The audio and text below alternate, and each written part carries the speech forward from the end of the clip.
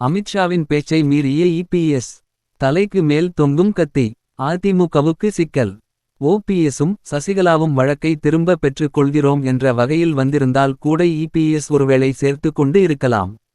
அது தலைக்கு மேல் தொங்கும் கத்தியாக மாறிவிடுமோ என்கிற அச்சத்தால் இபிஎஸ் தயங்குகிறார்.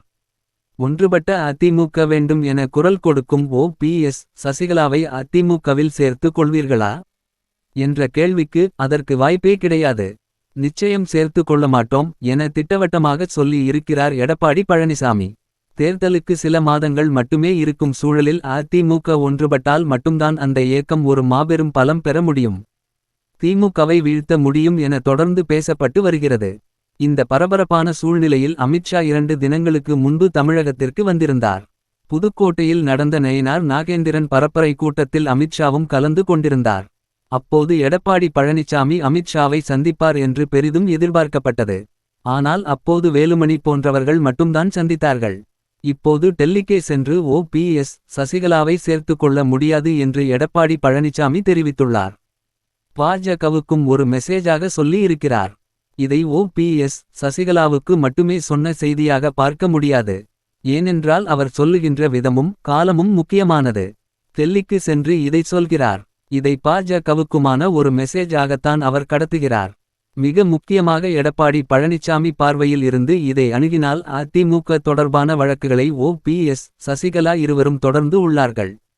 ஓ பன்னீர்செல்வத்துக்கும் பொருந்தும்.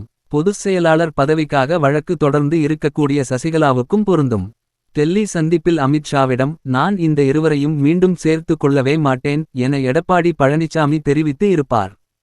இது தேர்தல் ரீதியாக அதிமுகவுக்கு பின்னடைவாக இருக்கும். ஓ பன்னீர்செல்வம் சசிகலாவோ வெளியில் இருக்கிறபோது அது அதிமுகவுக்கு தென் மாவட்டங்களில் பாதிப்பை ஏற்படுத்தும். டிடிவி தினகரன் விஷயத்தில் இபிஎஸ் எதுவும் சொல்லவில்லை. பூடகமாக சில தகவல்களை தெரிவித்திருக்கிறார். டிடிவி தினகரனால் கடந்த சட்டமன்ற தேர்தலில் அதிமுக தென் மாவட்டங்களிலும் டெல்டா பகுதிகளிலும் கணிசமான தோல்வியை சந்தித்து இருக்கிறது. குறிப்பாக தேசிய ஜனநாயக கூட்டணி 21 தொகுதிகளில் தோல்வி அடைவதற்கு அமமுக காரணமாக இருந்தது. இதனால் தான் எடப்பாடி பழனிசாமி டிடிவி தினகரனை ஒரு வகையில் அணுகுகிறார். ஓபிஎஸ் சசிகலாவை இன்னொரு கோணத்தில் அணுகுகிறார். ஓபிஎஸ் சசிகலா அவர்களும் உரிமை கோரல் தொடர்பாக சில வழக்குகளை தொடர்ந்து இருக்கிறார்கள். டிடிவி தினகரன் தனி கட்சியாக தனி அமைப்பாக இருக்கிறார். ஆகையால் டிடிவி தினகரனை எடப்பாடி பழனிசாமி ஒரு இடையூறாக பார்க்கவில்லை. அதிமுகவின் உள்விவகாரங்களில் தலையிட மாட்டோம் என அமித்ஷா இபிஎஸிடம் சொல்லியிருந்தார்.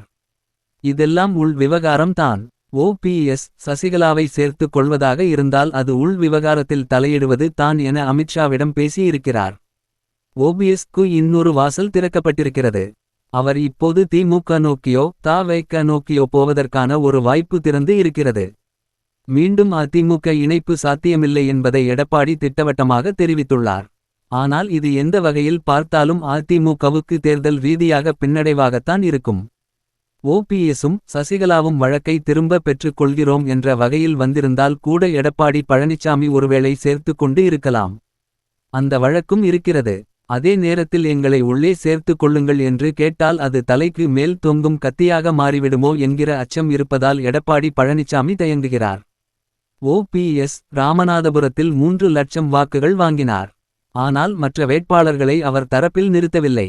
ஆனால் டிடிவி தினகரன் நிரூபிக்கப்பட்ட வாக்கு வங்கிகளை வைத்திருக்கிறார். 21 தொகுதிகளில் வெற்றியை பாதித்து இருக்கிறார். அதேவேளை அமமுகவுக்கு அன்றிலிருந்த செல்வாக்கு இன்று இல்லை. நிர்வாகிகள் மீண்டும் அதிமுக பக்கம் சென்று விட்டார்கள். இருந்தாலும் அவர் தேர்தலை சந்தித்து இருக்கிறார். தனி அமைப்பாக இயங்கி வருகிறார் என்கிறார்கள். என்னதான் நடக்குமென பொறுத்திருந்து பார்ப்போம்.